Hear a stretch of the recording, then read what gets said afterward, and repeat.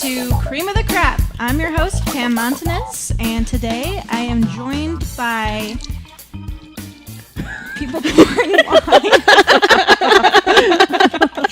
I hope that audio is picked up. Yeah, not peeing. Yeah, not Just peeing. wine. I swear they're not peeing. Today I'm joined by, really the brains behind this podcast. These girls were the ones around when the idea came to fruition.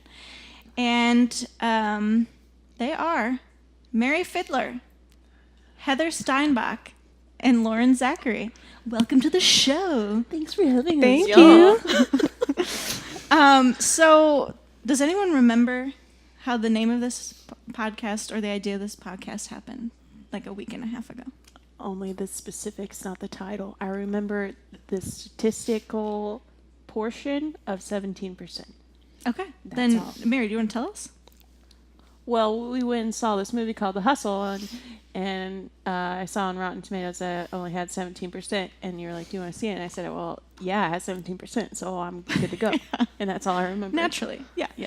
And then I think we were standing around outside the theater, and I had already been kind of talking podcast ideas, and then somebody said something about only watching movies that are 17% and under.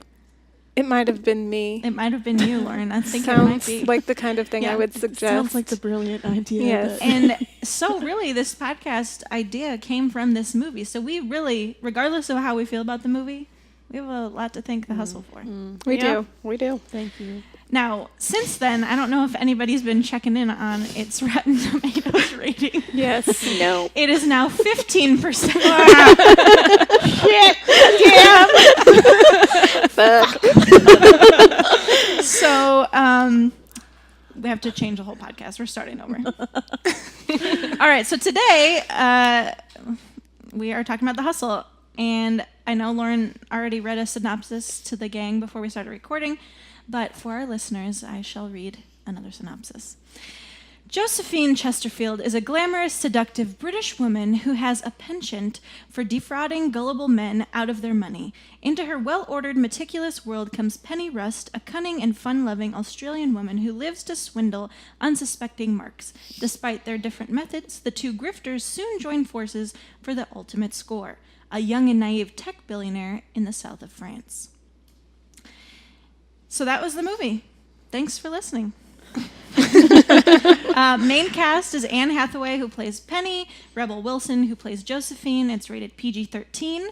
The director is Chris Addison, whose highest movie rating on Rotten Tomatoes is a movie called In the Loop from 2009. Never seen it. Mm-mm. His lowest rated movie on Rotten Tomatoes is The Hustle. Nice. So, final thing before we start talking is the critics' consensus. And their consensus is The Hustle's stars might make an effective comedy team in a different setting, but this gender-flipped remake of a remake adds little beyond its feminine twist. So, I'm so sorry. This is a remake? this is a remake. I saw that a lot in the reviews. It's a remake, and the only one that I could kind of find, I didn't Google what is The Hustle remaking, but Dirty Rotten Scoundrels, they said is a remake of that movie. Have you seen that? Mm-mm. Yeah, I hadn't seen Dirty Rotten Scoundrels either. Have you seen it? It's possible that I've seen it and don't really remember the details, that but I sounds do. about right, I do then. want to watch it Yeah. now after watching The Hustle to see if it is any better. Yeah. Surely Well, it is. I'll jump in. Just first comment there. I definitely sensed that this was supposed to be a feminine twist on some kind of con movie. I did not feel like it was some supporting feminism in the slightest. No, not at all. So, with that said, let's talk about first movie highlights. Was there anything in the movie that you guys did like? Well, I really like it when I see a French fry get dipped in a toilet and shoved in someone's mouth. You know, Mary, you're always saying, why aren't there more movies where toilets are dipped in? I mean, yeah, I always get it wrong, but then I flip it back around. I was still quoting you. Pam, as a filmmaker, myself. Yes. I'm always saying, it's just like Stanley Kubrick said Yes. himself. Yeah. More French fries in toilets. Yeah.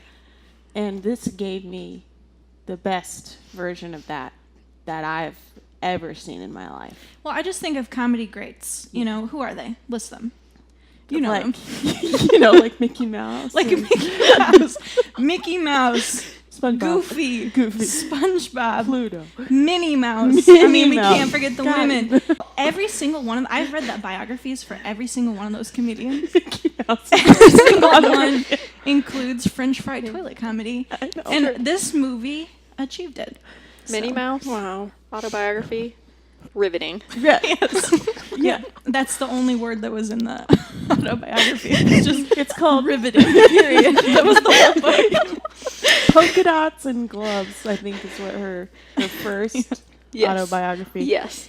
Yeah, it's just a shame that such a good thing was wasted on a bad film. Yeah. Like The Hustle. I feel like Mary's pointed out what I thought was the worst part of the movie because it was so disgusting. But I have to say I just like movies or shows about con artists, and I like the cleverness and the wit and the complex plots. So I did enjoy that aspect of it, and I think the scenery was fun, the sets were fun, but it ultimately was lacking, admittedly. Yeah. Even though I enjoyed it while I was watching it, just because I went in with no expectations. Afterwards, it was a bit of a letdown. Yeah. I mean, I think I laughed out loud a couple of times. I can't remember because we saw it, a couple weeks ago. I can't remember what moments those were. But yeah, the south of France is beautiful. Obviously it was a well-made movie, like film-wise. Yeah, I think one of the times that I did laugh out loud was the first Lord of the Rings trial and error kind of thing. Yes. Yeah. Can we spoil that? Oh, Can yeah. This whole thing is going to be a spoiler. Okay. It's fine. Well, yeah. So it's called Lord of the Rings. Mm-hmm. Penny builds a 3-walled princess room Yep. in a dungeon Yeah. with one wall, the fourth wall, being all glass. Mm-hmm. And she hides Josephine in it. Mm-hmm. Penny seduces a rich old man. Oh, I think these names are reversed, but the rest of the story. Oh, I'm so sorry. Yes. Yeah. Penny is Rebel Penny. Wilson's Wilson, character. yeah. So Josephine is Yeah. Anne Hathaway. Okay. Yeah. It's fine. So embarrassed. Don't- Okay. I'll Flip just that. in post. I'll Yeah. just be like, Penny, Josephine, just over the right parts. Okay. You just get the Google pronunciation. No, Okay. those were my impressions of a robot, and I don't think I nailed It's either pretty one. good. Okay. So sorry. So Rebel Wilson is in the princess room. Mm-hmm. Anne Hathaway brings her new fiance, her rich fiance, down and says, if we're going to get married, we have to bring my sister. She's like, come out, little sister. And she's like a troll girl. And she's very scary. And she thinks that she's a princess. And then the guy gets so scared that he runs away and leaves the ring. Yes, because he's so scared of taking care of another woman. Right. Yeah. Well, as you A should be. scary woman. Sure. Yeah. That's the part that I chuckled at because the guy that proposed to her was from Breaking Bad. Yes. Hank's character Yes. from Breaking Bad. I did enjoy his appearance. Yes. I will say, though, I feel like with everything that went into these elaborate schemes, it seemed that they would have spent more money on the scheme than how much the jewelry had, or the ring was I was worth. thinking the same Like thing. building a basement with 3 walls and so, I mean, Yeah. it's a comedy. I mean, It was so elaborate, but like Yeah. would never pay off. I mean, I'm a sucker for Rebel Wilson slapstick comedy. I think most of those moments that were funny, though, we saw in the trailer. Yes. So, her black leather dress that looks like a trash bag, flipping over the closet dresser or whatever, stuff like that. I mean, it always makes me laugh, but we saw most of those moments, I think, in the trailer. Yeah. Still made me laugh. But, any other highlights? I can't say so. No. No. Okay. Moving on then. Lowlights. I think we already dug in a little. Started digging in here. I'll let you guys talk first, though, before I give mine. I feel like the lowest point for me was the end. Oh, yep. Yeah. Yeah. That was mine. It was Yeah. such a letdown. Yeah. Tell us what happened. Well, Hashtag I don't spoiler know. alert. I'm not the best. I'm not the best at giving summaries, but the movie was going. It seemed like in a more feminist direction at the very beginning, although throughout just kind of that dwindled more and more Quickly. until the end, when these con women who were supposed to be outsmarting men and using the way that men underestimate them as their advantage, ended up being outsmarted by a man and had everything And a taken tiny from little them. hobbit man, too. Just like a very unimpressive man. Yeah. So Sorry, continue. I had to just get that out. at the end I just thought, what was this trying to make a point? Mm-hmm. And what I just didn't understand. I felt the same. So the whole time, you're exactly right. The premise is that, Rebel Wilson starts the movie in a train car with this sob story about, her sister, her beautiful sister who got kidnapped and needs money, and or she's saving all her money to do that, and then she ends up getting this huge meal and all this stuff. And I think the concept of that is funny, taking advantage of something. I mean, as soon as she's like, "Do you want cake? I'll take 3 pieces." I thought that was pretty funny. And then Anne Hathaway kind of tells her, "No, the way you make it big is because no man's gonna ever think that you're smarter than him." And I think that's can be comical too in the way that she would use that. But then we get to the end of the movie, so it starts out sort of like, "Oh, we're smarter than them, but they don't know it." But then at the end of the movie, the only way that they could double or triple and be really rich is if this guy joins forces with them. And so, spoiler alert, the end. But I mean, it kind of was okay, this movie is just fun to watch, whatever. And then that's how it ended. I was like, oh, that's kind of a bummer, it could have just been okay or whatever, but I felt like that kind of concept for the end was a bit of a bummer. It was. I mean, I'm going to rip into it, so you better go. You better go. Go for it. Okay. Well, adding on to that, the end credits, they're playing some song that's like, "We're band bitches and we rule the world," but they're motorboating away with little non-Frodo guy. It's just I'm not inspired at all, and it makes more sense if this is based on an old film, especially if it was quite a bit older. I looked it up. It was from 88. Oh, okay. So I was thinking it kind of had a Pink Panther-y feel almost. The original Pink Panthers was just this weird, goofy world where you're just con artists have names like Medusa and they know about her. It's just kind of silly. But if it was kind of oh, these men are taking advantage of women and then a woman flips on him, then it's that's kind of pro-woman, and so that was kind of maybe more progressive. But then when they flipped it to be female and thought that would be progressive and feminist, but then they had to get conned in the end. So it's They should and have. then they play that dumb song. And Yeah. it was so bad. Yeah. My okay. I felt so Rebel Wilson, I feel is funnier maybe as a side character. I think she's so funny in things like Pitch Perfect.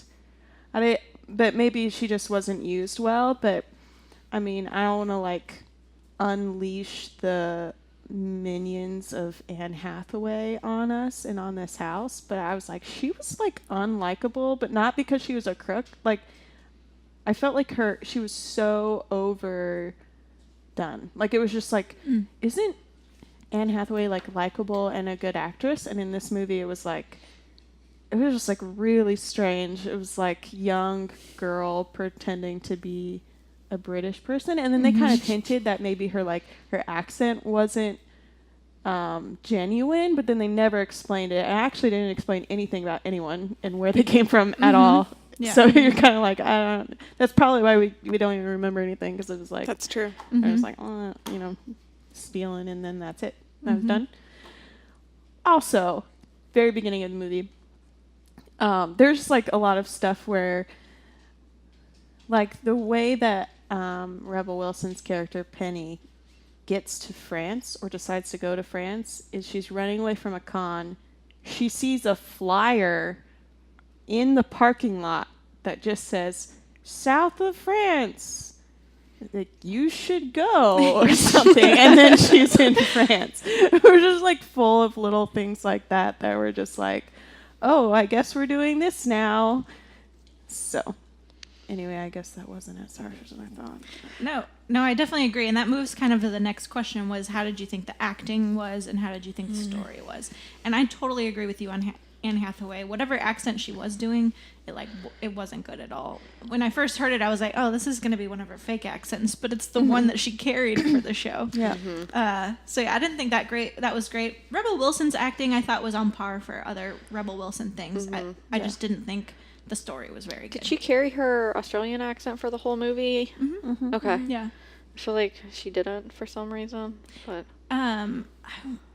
maybe it was more prominent at parts. I don't know. I want to say there was one part that Anne Hathaway tried to do an Australian accent or German accent or something else. Something different. Where it was another one where I was like, ooh, this isn't your strong suit. No. Yeah.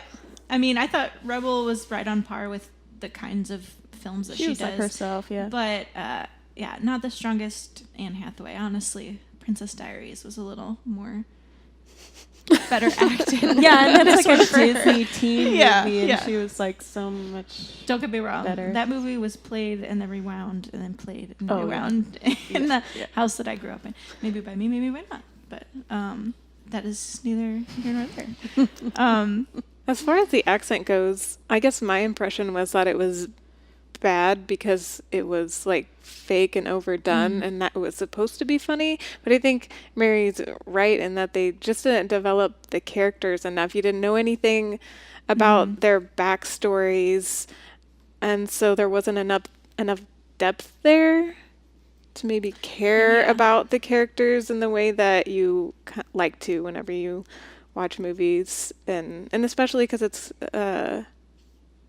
con artist movies rely so heavily on the scheming and the plots and like how you got that good at what you're good at. The fact that you don't actually know anything about the person probably was an element that was missing, and one of the reasons why it was ultimately like kind of flat. I mean, even it could have been a solid joke if at some point in the movie Rebel Wilson was like, all right, this accent sucks. Like, where are you from? Like, I've been able to tell the whole time, Right. But it was never it's not like an American out. accent. It's somewhere in Europe. That's the accent she's doing, but I don't know. Could have been a funny joke, but. I just came off watching Ocean's 8 last night, and I felt like that was like a good comparison of like, okay, all women doing a con. There's not a ton of backstory. There's not really a lot at all. But just the way they started, like she's in prison, and you just like get a good glimpse of who she is like right away, and even that has Anne Hathaway, and she was like way funnier and way more likable in that than in this one. And for like a just fun kind of like no skin off your nose, no sweat off your back, just kind of like an easygoing movie, like. it's not like there was a lot to it, but it was just so much better done, and the people were so much more likable than this one. I think in a movies like Ocean's 8, I think I've only seen it once, but even in that movie, they imply and they refer to your background. Right. Or even when they go and get people for their crew, you're kind of like finding them doing like there's even more backstory in no backstory in that way than there is in this. Like, That's true. do we ever really know why? Well, I think the most sincere thing that Penny ever says in the movie is something about how she always waits for a moment in the con when the guy like looks at her because she's ugly or something like that, and then she'll decide if she's going to con him. I think that's the most personal thing you got from either character in the whole show. And then like her kind of feeling bad because he was a nice guy for some reason, which means that he really did con her. She was about to like change. She was about to be around her character as round as anyone could be in this movie. And then they just throw it away because he conned them, and they're like, oh, we're going to get him back. Actually, we're going to go into business with him. Yeah. Just throw that message completely away. Yeah. It was a shame. And so now I rob banks. Yeah. Because she taught me to. Further comments on acting and story? No. All right. That leads us to the big question. Did this movie deserve 15%? I think we know what Mary thinks, but I keep flipping it around. Like, does it deserve less, or does it deserve 15. I'm not sure if I should be allowed to reference other episodes in this, but I will say there was. I found myself a little more defensive of Holmes and Watson, which was episode 1. And I found myself defending it because comedy is so subjective that it's like hard to judge it. But when I'm thinking about it, because there's not like that much character development in that movie either, but I think we all go into something like Holmes and Watson already knowing who those characters are. So there's not a need to kind of go into as much backstory. But even with that said, they did show Sherlock Holmes as a kid and why like he is or whatever. So I don't know. But anyway, Sherlock Holmes, I'm wondering why I was like more defensive of that movie than this one. Because it's men, probably. It's probably because it's men. But I think it's because we already had that character assumption. Although I will say, just so you guys know, like the weakest part of Sherlock and Holmes was the story for that as well. Obviously, it was good actors and stuff like that. The story left them high and dry. And I don't know. Yeah, the story was just missing some things here. Then Anne Hathaway wasn't like her best. Did it deserve 15% for me? I'd probably stick at a 15%. I wouldn't give it any higher, any lower, maybe. Yeah. You guys can think about that. Think about that question. You know my opinion. We're going to move into the next segment of the show, which is where I read you some reviews, and then you let me know if you agree or disagree with them. These are from Rotten Tomatoes. I did not make these up. Okay, so the first one is from Katie Walsh with the LA Times. Says, it's the irony of all ironies that one walks away from the hustle feeling a little well hustled. Agree or disagree? Is it a little well hustled or a little well hustled? A little, comma, well, comma, hustled, period. Got it. gotcha. Yeah. I'd say that's about right. Yeah, I would say that was right if she was expecting the movie to be good, but I don't know why she would do that. Yeah.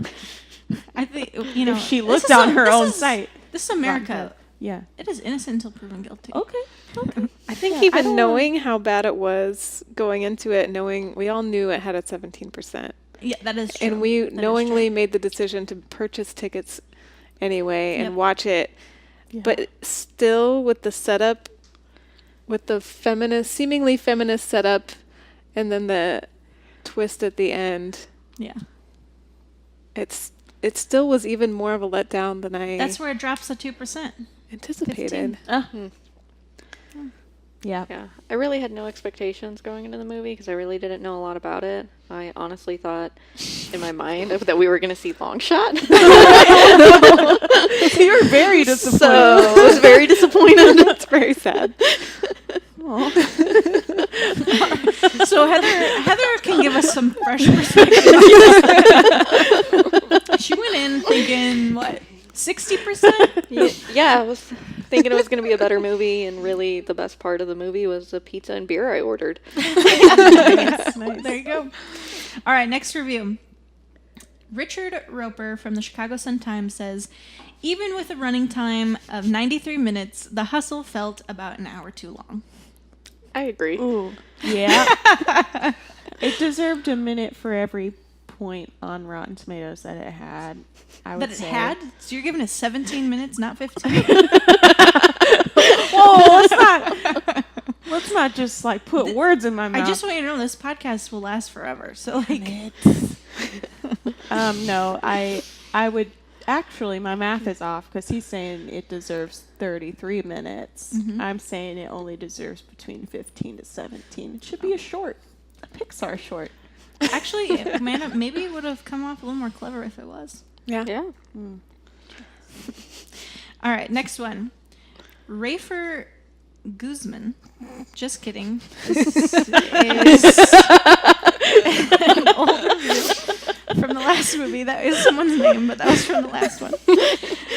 Christy Lemire. Sorry if I'm butchering anyone's names on here. She is from RogerEbert.com, and she says, it's not terrible. It's not anything, really, except an excuse for Hathaway to swan about in a series of clingy dresses and fake accents, and Wilson to pratfall and deadpan her way from one outlandish scheme to the next. I find that incredibly accurate. That sounds It's pretty like, accurate. I don't hate it. I'll never watch it again. But it wasn't anything. I think that would be an accurate review for me. Unaffecting Yeah. in every way.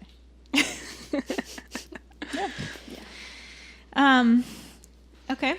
So the next one is Andrew Kendall from Stabroek News. I don't know. This is what they say they're from. Stabro Canoes? Stabroek News. Oh, okay. I heard Welcome to the canoes news too. at 9 with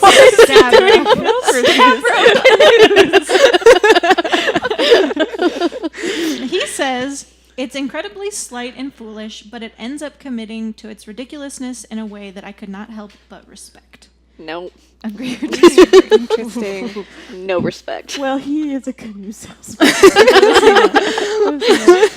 He tried He's his an official best. critic for Stabroek Canoes. Respect. I will say that going into it, when I did first go into it, I did not have expectations and just wanted to sit mindlessly and be entertained. Mm-hmm.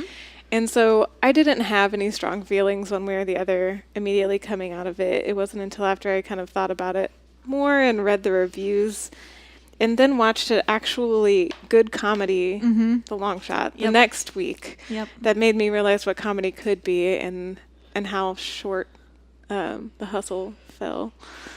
Yep. But as I was watching it mindlessly, the silliness didn't bother me. Mm-hmm. And I did chuckle at a few parts.